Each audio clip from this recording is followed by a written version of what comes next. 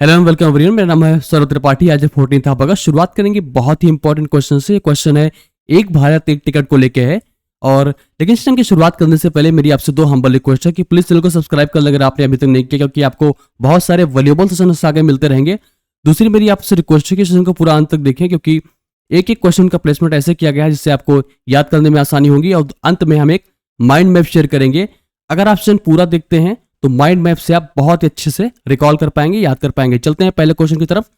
एक भारत एक टिकट पहल किसने शुरू की है? तो इसका सही उत्तर है both option A and B, यानी कि आईआरसीटीसी और एनसीआरटीसी, यानी दोनों ने मिलकर इसकी शुरुआत की है। अब इसको समरी के रूप में हम समझ लेते हैं कि इसमें आईआरसीटीसी द्वारा जो हम रेलवे टिकट बुक करते हैं ऑनलाइन, उसको बुक करने के बाद हम जो नमो भारत की ट्रेनें हैं उसके भी टिकट साथ ही में हम बुक कर सकते हैं। यही इसकी समराइज वर्जन है, यानी कि दोनों ट्रेनें की टिकटें एक साथ बुक कर सकते हैं। आईआरसीटीसी का फुल फॉर्म है Indian railway catering and tourism corporation. इसकी स्थापना 1999 में की गई थी और ये पब्लिक सेक्टर अंडरटेकिंग है। अगर और डीप में जाएं तो ये मिनी रत्ना पीएसयू है। आते हैं नमो भारत ट्रेन के बारे में। अगर दिल्ली में ट्रांसपोर्ट स्टेशन की बात की जाए तो एक दिल्ली मेट्रो बहुत ही फेमस है। दिल्ली मेट्रो क्या करती है कि दिल्ली में हर जगह हर एक बाजार के छोटे छोटे स्टेशन पर रुकती है और जो राष्ट्रीय राजधानी क्षेत्र है उसके आसपास को भी थोड़ी बहुत कवर करती है। लेकिन जो नमो भारत की ट्रेनें होती हैं वो एकदम मेट्रो जैसी दिखती हैं और बहुत ही हाई स्पीड चलती हैं, लेकिन वो दिल्ली से थोड़े दूर के जिलों को भी कनेक्ट करती हैं। सपोज करिए कि अगर आप दिल्ली में हैं तो यहाँ से अगर आपको अलवर राजस्थान जाना है तो आप नमो भारत की ट्रेन ले सकते हैं। ये बहुत ही हाई स्पीड ट्रेनें होती हैं।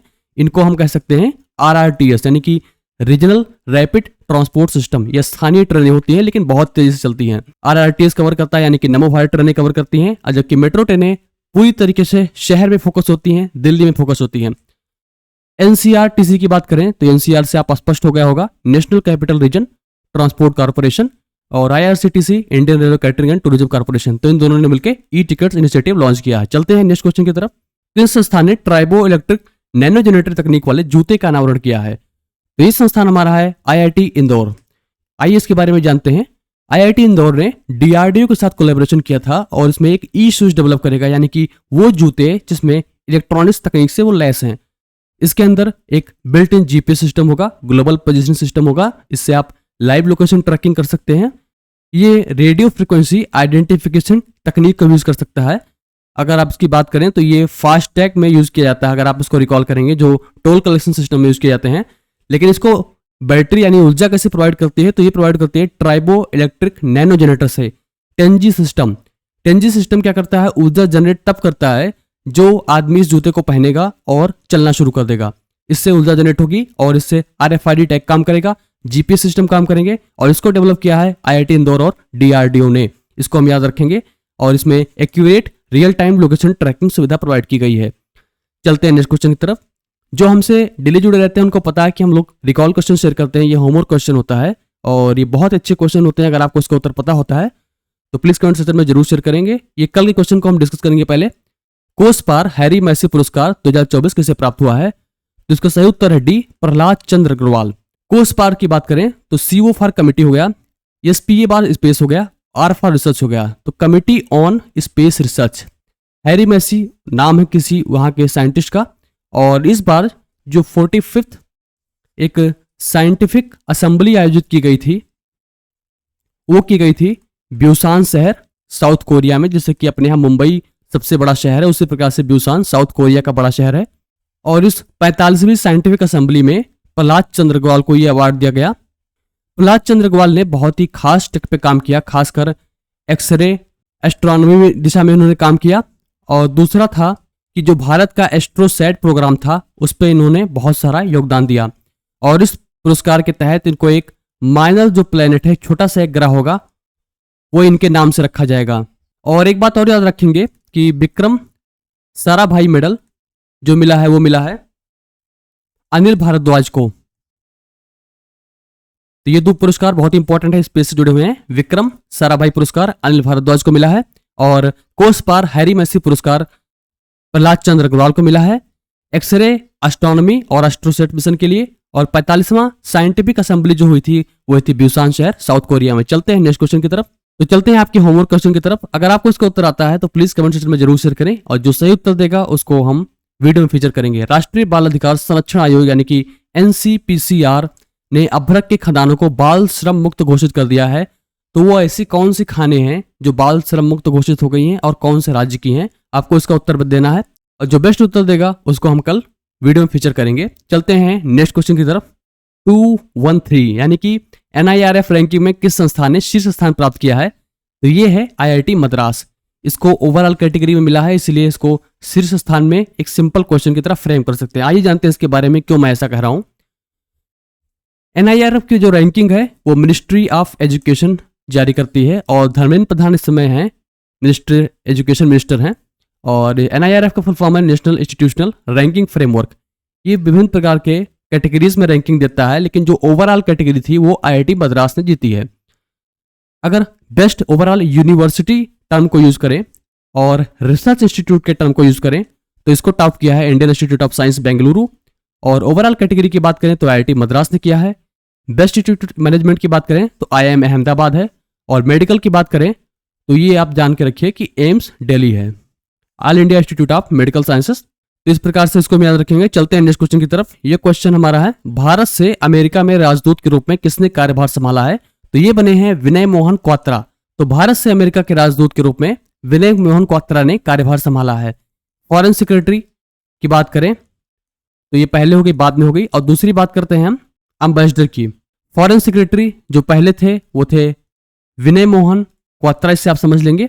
और अब बने हैं विक्रम मिस्री, ये पहले थे अब हो गए हैं। एम्बेसडर की बात करें यानी राजदूत की बात करें भारत से जो अमेरिका में पोस्टेड थे तो वो थे तरनजीत सिंधु थे, और अब बनेंगे विनय मोहन क्वात्रा।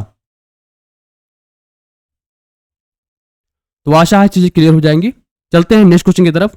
रवांडा के राष्ट्रपति के रूप में किसने शपथ ली है? तो ये बने हैं पाउल कगामे। ये चौथी बार रवांडा के राष्ट्रपति बने हैं। रवांडा के बारे में थोड़ा सा एक रफ आइडिया ले लेते हैं। ये है मेडागास्कर, और रवांडा यहीं पे एक छोटा सा देश है, तो इससे हम आइडिया ले पाएंगे। और जो ये पाउल कगामे बने हैं ये चौथी बार राष्ट्रपति बने हैं। ये पहले मिलिट्री ऑफिसर रह चुके थे, अब ये राष्ट्रपति बन चुके हैं। लोकार्नो फिल्म फेस्टिवल में किसे लाइफ टाइम अवार्ड सम्मानित किया गया है? तो ये है Shahrukh Khan. Locarno film festival, Locarno एक जगह है और इसकी जो लोकेशन है वो है स्विट्जरलैंड, तो इसको याद रखेंगे। चलते हैं नेक्स्ट क्वेश्चन की तरफ। NIRF रैंकिंग 2024 में किस संस्थान को सर्वश्रेष्ठ शोध संस्थान का दर्जा दिया गया है? हमने इसको पढ़ लिखा है ऑलरेडी, यानी कि बेस्ट रिसर्च इंस्टीट्यूशन जो है वो है ISC Bengaluru. Los Angeles Olympics के किस संस्करण की मेजबानी करेगा? यानी कि कौन सा एडिशन ऐसा होगा जो लॉस एंजल्स में खेला जाएगा ओलंपिक्स का? ये समर ओलंपिक्स की बात हो रही है, तो ये होगा 34वां संस्करण। यानी कि जो 33वां हो था वो पेरिस ओलंपिक्स था, और जो 34वां होगा वो होगा लॉस एंजल्स, ये अमेरिका का शहर है। और इसका लोगो भी कुछ ऐसे रखा गया है LA28, यानी कि 2028 में इसका आयोजन किया जाएगा।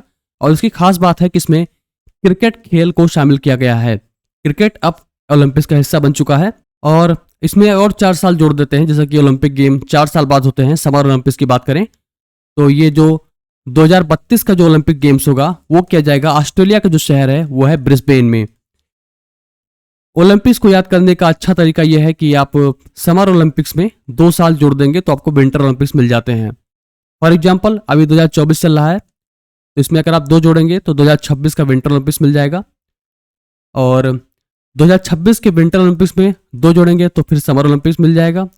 फिर समर में अगर 2 जोड़ेंगे तो विंटर मिल जाएगा, यानी कि विंटर में 2 जोड़ोगे तो समर, समर में 2 जोड़ोगे तो विंटर। इस साल से आप याद कर सकते हैं कि कौन से ईयर में आयोजन होगा। और समर से समर जा रहे हैं तो 4 साल जोड़ेंगे, समर से विंटर जा रहे हैं तो 2 साल जोड़ेंगे। अगर विंटर ओलंपिक की बात ही कर रहे हैं तो 2026 का होगा, यानी कि 24 में 2 जोड़ेंगे 26 का होगा, तो ये होगा मिलानो कोर्टिना में। और उसके बाद 2030 में जो ओलंपिक्स होगा वो होगा फ्रेंच एल्प्स, यानी कि ये विंटर ओलंपिक्स है, यानी कि ठंडी जगहों पे आयोजित किया जाना है। इसमें आइस से जुड़ी हुई प्रतियोगिताएं ज्यादा होती हैं। चलते हैं अपने अगले क्वेश्चन की तरफ। नर्मदा नदी बेसिन प्रबंधन केंद्र यानी कि सी नर्मदा IIT गांधीनगर द्वारा संयुक्त रूप से लॉन्च किया गया है, और ये कौन सा और एक इंस्टीट्यूट है जो लॉन्च करेगा? तो ये है IIT इंदौर। IIT इंदौर और IIT गांधीनगर मिलकर centre for Narmada river basin management system launch करेंगे। सेंट मार्टिन द्वीप किस देश में स्थित है? तो ये स्थित है बांग्लादेश में। इसी को लेकर विवाद चल रहा है, क्योंकि अभी जो शेख हसीना प्रधानमंत्री थी बांग्लादेश की हाल ही में, उनका कहना था कि अमेरिका सेंट मार्टिन आइलैंड्स को मांग रहा है, यानी कि एक लीज की तरह यूज करना चाह रहा है। लेकिन उसी को लेकर विवाद चल रहा है कि शेख हसीना ने मना कर दिया, कुछ लीज के लिए बात की थी, कुछ कार्य करने के लिए बात की थी, तो इसी को लेकर विवाद था। चलते हैं नेक्स्ट क्वेश्चन की तरफ। किस बैंक ने दृष्टिबाधित लोगों के लिए एक विशेष ब्रेल के डेबिट कार्ड लॉन्च किया है? तो यह है पंजाब नेशनल बैंक। ब्रेल पद्धति, जो दृष्टिबाधित लोग होते हैं वो उससे पता लगा पाते हैं। उसमें क्या होता है कि डॉट्स होते हैं और उन्हीं डॉट्स को टच करके वो पता लगा पाते हैं कि क्या लिखा हुआ है और कैसे उसको यूज करना है। तो ये दृष्टिबाधित लोगों के लिए बहुत ही अच्छा इनिशिएटिव है और ये है पंजाब नेशनल बैंक। ये रहा हमारा छोटा सा एक माइंड मैप। इसकी शुरुआत मैंने आज ही से की है और इसको हम बहुत ही बेहतरीन स्टेज पे लेके जाएंगे। अभी ये बेसिक स्टेज पे है। ये 14 अगस्त का मैप है, आप यहाँ से देख सकते हैं। लोकानो फिल्म फेस्टिवल हमने कवर कर लिया था, शाहरुख खान को मिला लाइफ टाइम अवार्ड। रवांडा के जो चौथे प्रेसिडेंट बने हैं वो पाउल कगामे बने हैं। एक भारत एक टिकट, ये आरसीटीसी और आरसीटीसी ने लॉन्च किया है। ब्राले डेडिकेटेड डेबिट कार्ड, ये पंजाब नेशनल बैंक है। एम्बेसडर जो यूएस के बने हैं वो बने हैं विनय मोहन क्वात्रा। और लॉस एंजल्स होस्ट करेगा 34वां ओलंपिक सेशन। टेंजी जो जूता हमने अभी देखा था कि जिसमें जीपीएस लगा, RFID लगा, तो IIT इंदौर और DRDO ने डेवलप किया है। और सेंट मार्टिन आइलैंड जो अभी हम बात कर रहे थे ये बांग्लादेश में स्थित है। तो ये रहा आज करंट अफेयर्स। कोई डाउट या फीडबैक हो तो जरूर शेयर करें, डाउट को आंसर करूंगा, फीडबैक को इंप्लीमेंट किया जाएगा। प्लीज वीडियो को लाइक कर लें, चैनल को सब्सक्राइब कर लें और दोस्तों में शेयर कर लें। इससे आपको बहुत अच्छे वीडियोस मिलते रहेंगे और साथ साथ सीखने से नॉलेज बढ़ता है। तो बस आज के लिए इतना ही। Thank you so much for joining. Have a great day.